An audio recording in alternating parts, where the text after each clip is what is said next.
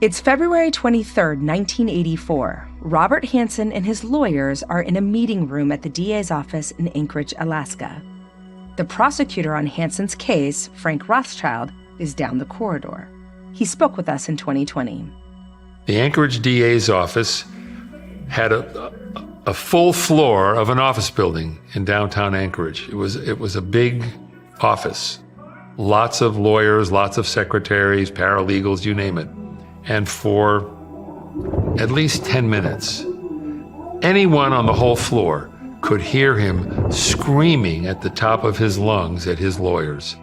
Hansen has already admitted to 5 murders, but the prosecution accuses him of many more. He was pissed because we'd called him, and he wasn't going to get away with what he was trying to get away with. He wanted to beat the man, and the man was not having any of it. This is Mind of a Monster, The Butcher Baker, and I'm your host, Dr. Michelle Ward. Episode 6, Breaking the Unfortunate Bond. As I mentioned, Frank's down the hall from the argument unfolding in the private meeting room. But Hansen's defense attorneys, Fred Dewey and Joe Evans, are right in the thick of it. So Joe, you, Fred, and Robert Hansen are all talking in this room. What are you saying? No, not talking. I'm yelling at him. I'm saying, what? I'm using the F word. I said, what the fuck's going on? I have no idea what you have told me that you were involved in 4, now 5 murders. Are you telling me now that there are more than 4 or 5? And I remember him saying yes. Oh my gosh. So up to this point, you really had no idea that there were other murders? No. And I said, well, I think we're finished here. Meaning, you've confessed to 4 or 5. We're done for the day. It's time to leave. We need to take a break. We can come back later. And he said to me very emphatically, I don't want to do that. I want to take care of all of this today. I want to finish this today. And that's when I seem to recall saying, handwriting. I told him to shut the fuck up. He said no. Joe gets Hansen to sign a piece of paper saying that his attorney told him to stop talking and he refused. Joe will now hear about Hansen's other crimes at the same time as the prosecution. Prosecutor Frank Rothschild. So it was maybe 15 minutes later. They came back down the hall, came into the room. He sat back down. He was calm. And he indicated he was willing to continue on talking about other cases. Are we on record? Let me make sure. Time now is 2:24 p.m. Right, Mr. Hansen will be charged right now with 5 murders, and we already stand charged with the rape and the rest of this stuff with this prostitute. We will not charge you with anything more that you tell us about here. If you don't tell us and we find them, we will. Now, we made it clear to him and to his lawyers, we're not going to charge you with any of these other cases. We're not going to sentence you to any of these, but we want the information because there were lots and lots of people calling into the troopers asking whether their daughters were one of Hansen's victims, trying to figure out whatever happened to their kid. We're at that point where we'd like to show you first item, which is a flight chart. And what we're going to do is we're going to ask you about those little asterisks. You understand at this point what it is that we're talking about, do you not? Mm-hmm. Presumably we can have a meeting of the minds right now. How many women, sir, have you killed in Alaska? I'm going to be very honest about this here. These marks represent something. And they do. On this flight map they're looking at, the one taken from Hansen's house, there are asterisks marking the grave sites of the 5 murders Hansen has already admitted. But there are also 16 more marks on the map. That's the old Palmer Highway. Barnhart's Mill Road. You go in a way, I don't know how far. There's a road that leads into a landfill. There's one big tree. right in behind, and there's some low scrub alder. There's one laying right there. That's to be uncharged number 1. Okay? There's one laying right there, as if he's talking about a piece of clothing. I asked Joe Evans what it was like hearing about these additional murders for the first time. I've had murderers confess to me what they did, but they've always had an excuse or a plausible explanation for what took place. I've never had someone talk about multiple murders and then essentially have no explanation other than I wanted to have sex with them and they upset me, and when I finished, I knew I had to get rid of them. Is it hard at that point to separate your feelings as a human, as a person, from your duty as his defense lawyer? Well, at that point, his life outside of prison was over, and the more important thing for me was to try and help the families. Over the next several hours, Hansen admits to 10 more murders. Bob, you've given us at this point 16 girls. Are there any more on any of these maps? No.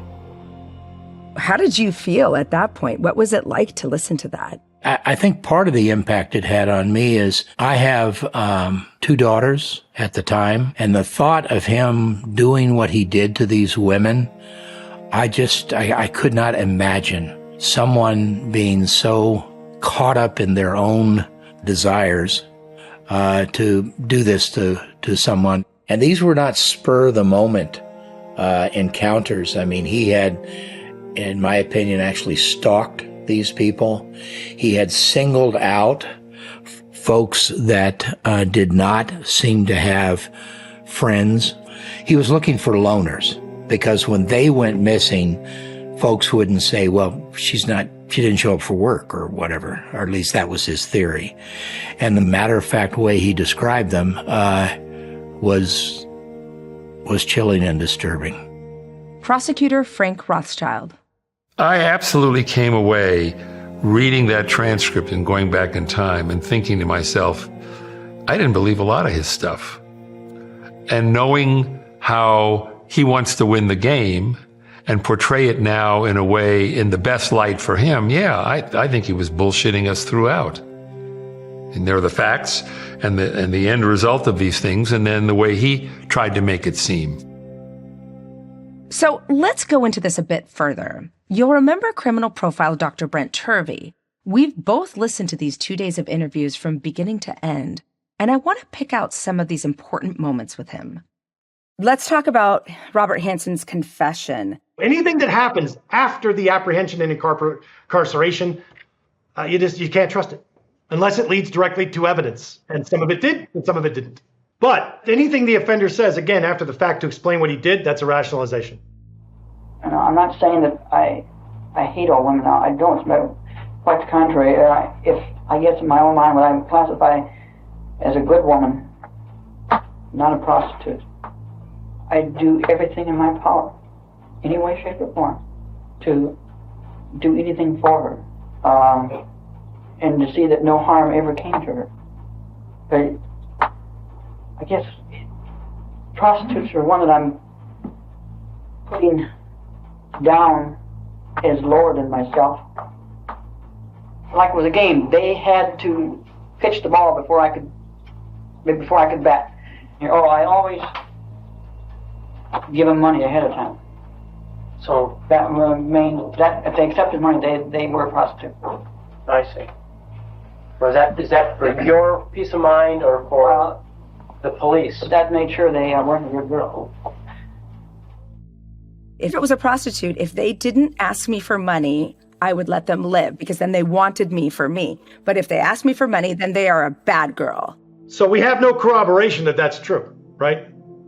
That's just him saying that to suggest that he is morally and culturally superior. That's him tone checking.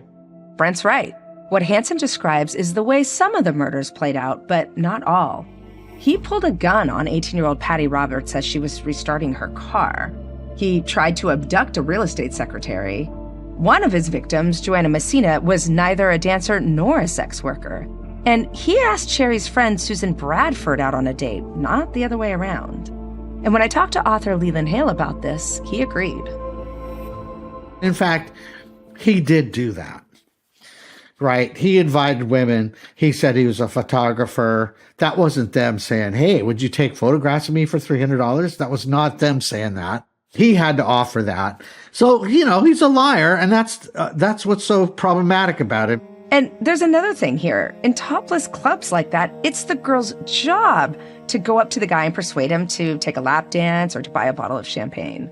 That's how they're going to make their money, right? So the dynamic there is for them to come to you, not to you to come to them. Brent agrees. That's not about being a good girl or bad girl. That's about him not liking them to break the fantasy that he has, that he's desirable. That's incel ideology. That's exactly what it reads like to me, too. So earlier in the series, when we talked about Hansen's childhood, we spoke about the danger of aha moments. And I feel like that applies here, too. We cannot search for a master plan here because Hansen's only logic is to serve his own interests. Maybe Glenn Flothi, sitting there in that room across the table from him, says it best. His voice here is read by an actor. I think he felt he wanted to take what he couldn't have when he was younger. And he wanted to take what he felt he had a right to, and that was women. There's one more elephant in the room regarding Robert Hansen's confession. If you look Hansen up on the internet, you're going to see multiple reports that he, quote, hunted women like prey. And you may be wondering, when are we going to get to that part? Well, we're here, but not in the way you think. Dr. Brent Turvey. So, this idea of hunting the girls, what are your thoughts about this? One, he didn't confess to it. And two, there's no physical evidence that happened. Yes, the bodies are put in different spaces, and he confessed to some of those, but some of those bodies weren't found. So that's the first part. The second part is we need to know that they actually ran. We need to examine their feet. We need to examine their clothes. We need to examine whether or not they were blindfolded. One of the girls was found with an ace bandage around her head, and then her injury was to her back. Yeah, okay, maybe that's what happened. There are about a dozen other explanations for that behavior. Why choose that one? They choose that one because it's a better story to tell and it makes for a better monster. And when this case gets repeated, that is one of the only things that gets repeated. And by virtue of sensationalizing his crimes, it almost glamorizes them. The story becomes about that rather than what it's really about. It's also what society taught him. He was not held accountable for all the terrible things he was doing, all right, by anyone until it was way too late. When Glenn Flothi was interviewed, he said the same thing. Somewhere the ball was dropped. He was not an articulate craftsman of murder and deception. That was absolutely false. I think some of the lack of thorough investigation on the police part made him what he was. We allowed him to continue. We are as much at fault as he was, in a way. And I think that we should bear some of that responsibility for the continuation over a 15-year period of murder. He just points out the fallacy of the system. Back in the room on that February day in 1984, the troopers have one further request of Hansen. Will you take us to that? When? We leave tomorrow or Saturday with a helicopter and go right out to these spots once you've showed them to us. All right. Glenn Flothi asks Hansen to come with the troopers and mark grave sites, so that when the spring thaw comes, they can dig up bodies and return them to their families. And that is how Hansen and the troopers spend the February weekend before his sentencing. Author Leland Hale spoke with Glenn Flothi about the experience. That was a remarkable scene as well. When Hansen got on the ground, he just took off like a goat. I mean, Hansen is just flying toward the grave sites, and Flothi's like, I can't even keep up with him. He was very excited. There was almost a pride. You guys don't know where these grave sites are. I do. The only person who can take you there is me. My God, that is awful. It was something he could show off, his skill. Look at how skillful I am. Look at how smart I am. Look at what a great mountain man I am. So he was twisted. That was a twisted pride. Police officer Greg Baker spoke to Glenn's colleague Lyle Haugsven about the same thing. But I remember Haugsven telling me that when they were coming up to a site where he had buried one of the bodies, he was almost giddy. It was fun. It was exciting for him, and he was having a great time. And Hogsman said he'd never seen anything like that.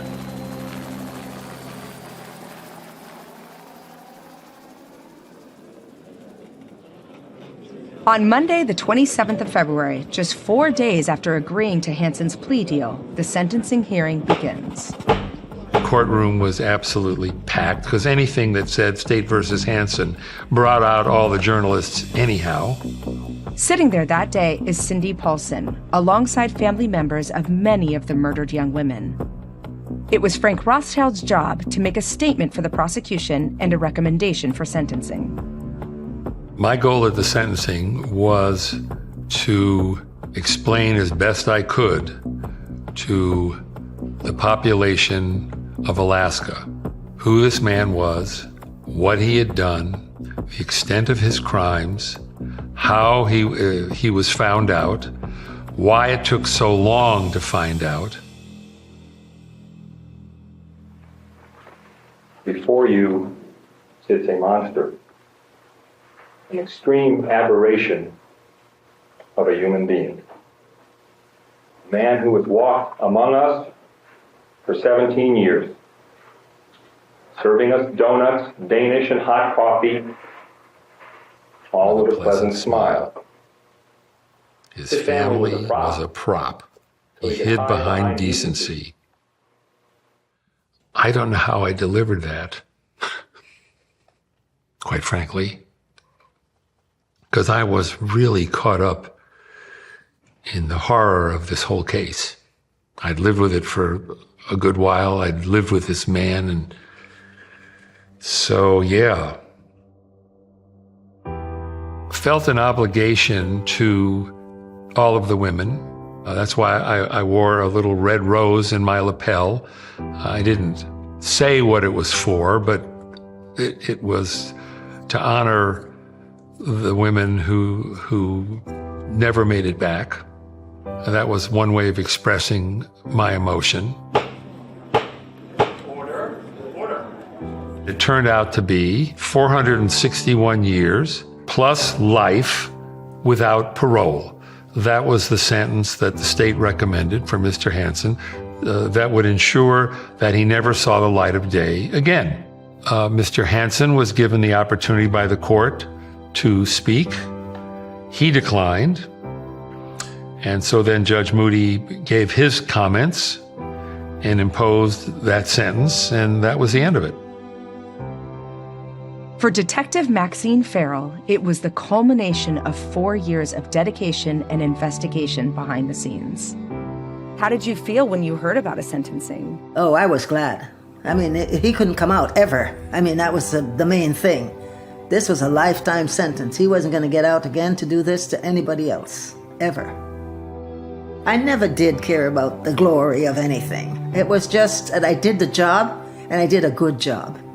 My mother always said to me, anything you do, you got to do it over 100%. And I felt I'd done that. Did things change for you at the Anchorage Police Department after that? No, they pushed it under the carpet. It was never mentioned. It was never mentioned again. After that, I applied for no promotions at all. Why bother? Why bother? I was fed up with them. How would you like people to remember your part in the Robert Hansen case? It feels good now that people are saying, oh, you're the one, da-da-da-da-da, but nobody ever else really cared until you guys came along. You're the first guys that came along that wanted to talk to me.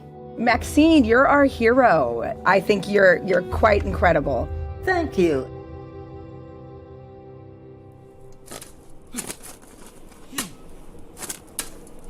Two months after Robert Hansen is sentenced, the grim work of digging up the bodies begins. A reporter there to follow the uncovering of remains said, quote, "The troopers were quiet as they worked Wednesday, and despite their presence, it was a lonely place."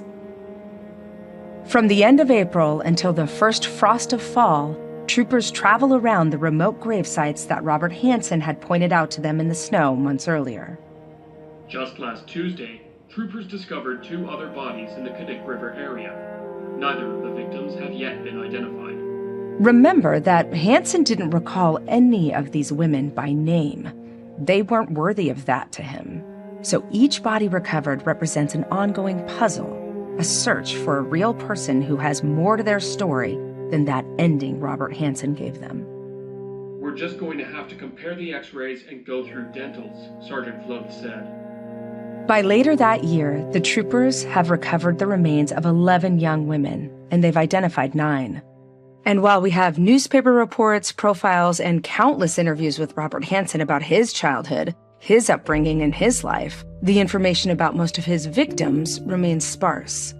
I want to read out their names and tell you something about each of their stories, something not related to Robert Hansen. 23-year-old Sue Luna. She had a tiny daughter, just 18 months old. She was headstrong and confident. 31-year-old Paula Goulding was from Hawaii. Paula had been a secretary in Fairbanks and was completely new to the dancing scene. She was full of life and very outgoing. 24-year-old Sherry Morrow, who Susan described as shy and sweet. Her sister said Sherry could light up a room. Joanna Messina. She used to be a nurse, but had started traveling around Alaska after a relationship fell apart. Her loyal German shepherd never left her side and was never found after her death. 25-year-old Angela Feddern came to Alaska in 1979. She had a young daughter named Christina. 21-year-old Tammy Peterson. Her middle name was Joy. She loved ballet, dance, and creative writing. 28-year-old Malai Larson was trying to get enough money to return to her native Thailand. 22-year-old Teresa Watson was from Sacramento, California. She was blind in one eye and had lost touch with her parents. And finally, 41-year-old Lisa Futrell. There's a picture of Lisa in one of the 1980s newspaper articles about missing dancers. It shows her with a small girl who looks just like her with brown hair and bright eyes. Detective Maxine Farrell remembers Lisa. So tell me about Lisa Futrell. She was so smart, She was the one that, when the girls came in, she was in charge of them. And she really took care of them. And I had a good rapport with her. She's the one that I got in touch with her parent, her mother, and told me she had a 6-year-old daughter and she could not be missing. It had to be something happened. And I was hoping and praying it was not her. So I was really sick about that. Well, that's sad.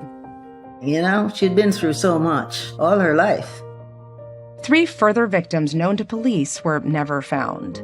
An unidentified girl Hansen mentioned in his interview, he said, quote, "This girl here is black, buried right in a creek bank." Roxanne Eastland, who was presumed a victim because of the date of her disappearance and the fact that she was a dancer, and Andrea Altieri, who was known as Fish to her friends, and wore a custom-made necklace in the shape of a salmon. This necklace was found in Hansen's house among his other mementos. There's one other name missing from the list, a young woman we do know more about, Delynn Frey. We spoke to her cousin Deborah in a previous episode about growing up in Baltimore. She was 6 years younger than me, but when she was there, my uncle would bring her to stay, so I took care of her. It was Delynn's mom, Jean, who reported her missing in 1983. But in 1985, a year after the troopers pulled the last body from the ground, she still has no news of her daughter. The words you are about to hear are Jean's, taken from later court documents and read by an actor. I thought she might still be alive. Throughout those years, I always hoped that she wasn't dead. I'm going to take you up the Knik again, the beautiful river that is the scene of so much devastation in this story. It's August of 1985, and a hunter takes his plane up the Knik, landing on a remote sandbar there. By now, you probably know how this story ends. I'm going to read from the police report taken on that day. The pilot stated in essence that on August 20th, he saw a pretty flower, and he could see that an animal had been digging at the base of it. There was a bone sticking out of the sand. This pilot calls the troopers, and as they unearth the remains, they find the body of a young woman. There's no identification, but her hair is held by a rubber band in a ponytail. She's wearing a peach blouse, and there's 2 silver rings on her hand. I have the handwritten police notes here. 1 silver ring, figure 8 design. rope-type pattern formed the 8, one turquoise stone in each loop of the 8. Silver ring appears non-commercially produced, red-green rock or semi-precious stone mounted in the center. These are distinctive rings, so you'd think it'd be easy to identify to whom they belong. But nobody notifies Delynn Frey's mom that a body has been found, or sends her these rings for identification. And just called Anchorage Police Department. I would ask them if there was any news or if there was anything they could tell me, and they always said no. I told them she had a broken arm and it would never go straight again. A serious fracture in her right arm. Information that would identify a Jane Doe immediately. But this crucial piece of the puzzle that we can see in Delynn's missing person report, it doesn't get checked against the evidence. It is 4 agonizing years later, in 1989, that Jean manages to get through to a state trooper, a Wayne Selden, the first person to take her seriously. He said he had some missing persons reports. She could possibly be one of the Jane Does that were buried here, and he would do everything possible for me to learn the truth finally. He came over to see us. We had several discussions on my daughter and how things were done. He was certain one of the bodies was her. Wayne Selden mails Jean the 2 silver rings found on the Knik River body. They're wrapped in plastic and slipped inside a manila envelope. When they arrive, the police report states Jean, quote, stated she did not want to see the rings, asking her husband, Delynn's stepfather, to identify them instead. Jean's husband confirms the rings belonged to Delynn. When the body is exhumed in 1989, they find a fracture in the right arm bone. She was just a nobody up here to them, and she wasn't anybody. I really didn't suffer physically. It was just a mental loss of mind. In 1991, Jean sues the state on the grounds of, quote, intentional reckless infliction of emotional distress. Her legal team claims agents knew that Delynn had been killed by Hansen, who had already been caught by police, and that Delynn was probably a drug addict or a prostitute. She wasn't important enough. But Jean doesn't win her case. It's dismissed. And for Deborah, Delynn's first cousin, the wait to find out what happened was even longer. I was talking to some of my relatives, and this is, in 2004? And I was asking if anybody had seen Delynn, but I didn't hear anything. What I did is I went into one of those services, a people finding service. I thought, well, I'm going to pay for it and see if I can find her. And they brought up articles, and Delynn, and they had a picture of her, that one picture with her blonde hair. You saw articles about how she was murdered? Yes, I just was in shock. I couldn't believe it. I just couldn't believe it. I said, this is not real. Deborah, I struggle the most with all this entire story. My biggest struggle is the fear that those girls experienced. I can't fathom. He treated those animals that he hunted better. She was a child. How do you want Delynn to be remembered most? Jeez, that's emotional. I want her to be remembered as a beautiful young woman that lost her way, and we weren't there to find her.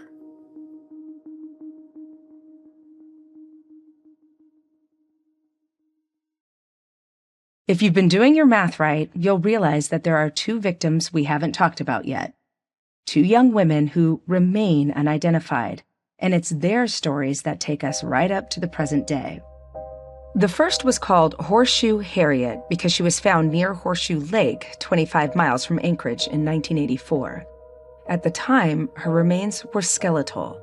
She was estimated to be between 18 and 25 years old, and that's all anyone knew about her for over 30 years. But in 2017, State Trooper Randy McFerrin came out of retirement to join the cold case investigation team. Is it cold in Alaska right now? It's in the 20s. It's pretty nice. We're finally getting some sunshine, and we've gotten a lot of snow this winter. Randy has a kind face. He's thoughtful and measured. He officially retired again in 2022 and now lives outside of Anchorage. When we talk, there's still 6 feet of snow outside his window. Where do you even start with a case like Hansen's? Because the case never went to trial, it didn't get put together like it normally would have. Essentially, the case report was in a couple banker's boxes when I found it. And then from there, I started, analyzing the cases that had potential DNA evidence or DNA analysis. I think we're all pretty familiar with the kind of DNA where you take a swab from someone's mouth and you can link that to a direct match. That's called an STR profile. But in 2018, a different kind of DNA profiling was used to find the Golden State Killer. He was found using something called genetic genealogy. I'm not a DNA scientist, so I don't understand all of it, how it works. But the way it was explained to me is an STR is your genetic fingerprint. It's what makes you, and only you. Genetic genealogy uses a different type of profile called a SNP, an SNP. A SNP profile is kind of like your genetic blueprint. It's all the DNA that you inherit from your ancestors that makes you. So if we can find your second cousin on your mother's side and your first cousin on your dad's side and start building a family tree between these two individuals, we can potentially figure out who your grandma, grandpas were, your mom and dad were, your siblings, and then eventually you. And it's been a real game changer in cold case investigations. So tell me about when you took on the case of Horseshoe Harriet. What did you know about her? Very little. We ended up having to exhume Horseshoe Harriet's body to get DNA samples from her bones.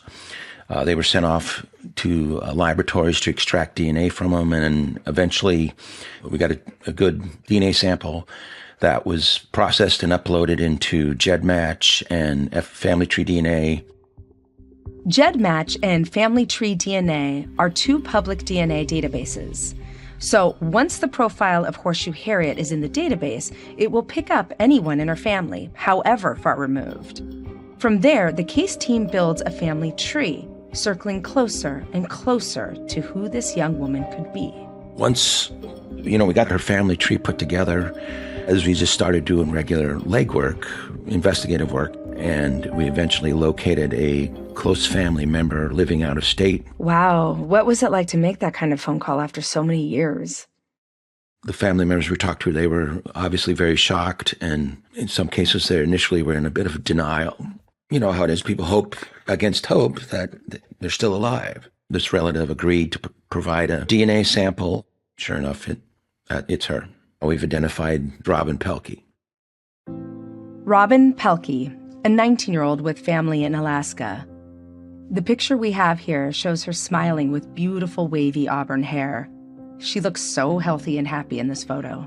It's very tragic loss. I mean, she was only like 19 and had her whole life ahead of her. We'll never know what her potential was because it was taken. Her life was taken at such a young age. Could you tell me a little bit about Robin's story? From what I've learned, she grew up here in the Anchorage area. She was like 13 or 14. She started having some, teenage behavioral issues, stuff like that. And things just kind of going downhill from there. Apparently she got it, started having some drug abuse issues, started living on the street, started resorting to prostitution to support herself, and eventually she crossed paths with Robert Hansen. We talk about these victims like they're grown-ups. These are children. A lot of these victims were teenagers. It must be really difficult to investigate. Oh, yeah. Yeah, it's tough. So here we are. You've now identified Robin. What happens next? Well, the public safety commissioner made the decision that the department would purchase a headstone for her. And then last summer, the stone was installed. And so at least now, she has a name. On a rainy day in August 2022, in front of a small crowd of state troopers, Robin's new gravestone was installed. Instead of being called Horseshoe Harriet or Jane Doe, Her headstone now reads, Robin Louise Pelkey, you were never forgotten. What did giving Robin her name back mean to you? Like, how did you feel that day? Just the culmination of a lot of work to put this final closure. And, of course, it was a team effort. It wasn't just me. Actually, I have a picture of it here. Here it is, but I don't know if you can see that. Randy holds up a picture on his phone. It shows him in the graveyard in Anchorage, next to a small stone with some flowers laid by it.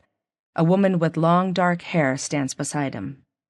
The woman standing next to me is Patty Busby. She's a criminal analyst, and she's also a genealogist. And between the two of us, we worked this case. And, she's hard at work on Eklutna Annie. I just hope she solves it. Eklutna Annie, the last unidentified victim of Hansen. The woman whose remains were uncovered by Detective Maxine Farrell next to power lines in 1980. It's time to bring our story back to where we began. And to do that, we need to talk to Randy's colleague, Patty Busby. Hi, Patty. How are you doing? All right, thank you. Patty answers my call from a meeting room in the Alaska State Trooper office. She has dark hair pulled back into a ponytail in a gentle, sincere manner. I'm a criminal intelligence analyst. I assist with cold cases that involved genetic genealogy. Tell me what you love about your work and why it's so important to you. Ultimately, it's about helping the victims and their families. And every victim has a story. And so I get to use genetic genealogy to help tell their story. And it's such a powerful thing. So here you guys are able to give Horseshoe Harriet back her proper name. What did it mean to you personally to give Robin back her name? Gosh, I could get kind of emotional. Whenever I make an identification, it's twofold. It's a very, oh my God, I did it. And on the other hand, it's like, wow, this is very, very sad. Now I can see who I think that person is. What they look like. Where did they go to school? What was their life about? But the Hansen file isn't fully closed, right? The Eklutna Annie, you guys are still trying to find out who she is. Everybody has that case that is haunting them, that they have to solve this case. I'll get there because I can't take no for an answer. It's not an option to not identify her. It's just not. We just need one. We just need one match. Just one person to upload. Back in 2021, Patty uploaded Eklutna Annie's DNA SNP profile into GEDmatch and Family Tree DNA. But she doesn't have close enough matches to build a good family tree yet. She needs more people to make their profiles public so that she can get a match. And the other DNA services that are advertised everywhere, well, they're private. Patty can't check Eklutna Annie's DNA against them. I can't give specifics about where I'm at with the case, but I can tell you that her matches are somewhat low. Every day it's a new possibility of a fresh chance to get that upload. It is, and it's hard not to check your matches every day, but you can't. You got, it would make you crazy, yeah. So maybe once a week or so. And I just need one person to upload with a high match. How can people help solve cases like these? That's a good question. If they've taken a DNA test, they can upload to GEDmatch, GEDmatch, and also to Family Tree DNA. And they can just create a username, create a profile, and upload. What will it mean to you to find her identity and finally give Eklutna Annie a name? I've been working on her family tree for so long, and it's going to be very heartbreaking and also rewarding as well. Does it feel like she'll be a person once again, not just a victim? Because right now, all that we talk about regarding that person is the circumstances of her death, when she had a whole life before that, right? Yeah, she had a life. She went to school. She's somebody's daughter, possibly somebody's mother. We don't know anything about her at this point. And to be able to break that unfortunate bond with Robert Hansen. She is her own person without the association with Robert Hansen. I'm really hoping she'll have that one day. Thank you, Patty. Thank you. I can't help thinking of Patty and Randy and their work 43 years after all of this went down. To me, they're giving the final middle finger to Robert C. Hansen. He didn't see these women as people, and Patty is still fighting every day to bring back their full stories, their humanity. So where do we go from here? Well, a few weeks ago, a good 3/4 of the way through making this series, our assistant producer managed to track down the one person upon which this entire case hinged. The young, straight-talking 17-year-old whose testimony put Hansen behind bars. When we was driving, I observed everything. Because this motherfucker wasn't getting away with it. In 40 years, Cindy Paulson has never spoken in public about this case, not even for a newspaper interview. But that's about to change. Please double check to make sure that your seatbelts are securely fastened. I'm nervous. On our next episode of Mind of a Monster, The Butcher Baker, I'm going on a journey to meet her. Hi, can I give you a hug? Of course. Hi. And hear her side of this story from beginning. He sat in the chair and he had me cuffed and that chair upside down so fast it made my head spin. Boom. To end. I hope to God you never, ever, ever have to feel that way. Mind of a Monster, The Butcher Baker is produced by Arrow Media for ID. The executive producer for ID is Jessica Lowther. Arrow Media's producer is Jess Lindevere. Editor, Millie Tapner. Audio engineering by Mahoney Audio Post. Our line producer is Philippa Whittle. Our production manager is Alexandra Kelly. Our junior production manager is Jody Tanner Wild. Our production coordinator is Shannon Tunicliffe. Our archive producer is Katia Lohm. And our assistant producer is Isabel Wilson. Glenn Floethy voiceover by Mike Bodie. Arrow Media's series producer is Gabrielle Nash, and executive producer is Stuart Pender. I'm your host, Dr. Michelle Ward. You can follow this series wherever you get your podcasts. We'd love it if you could take a minute to leave us a 5-star review on Apple Podcasts. It really makes a difference.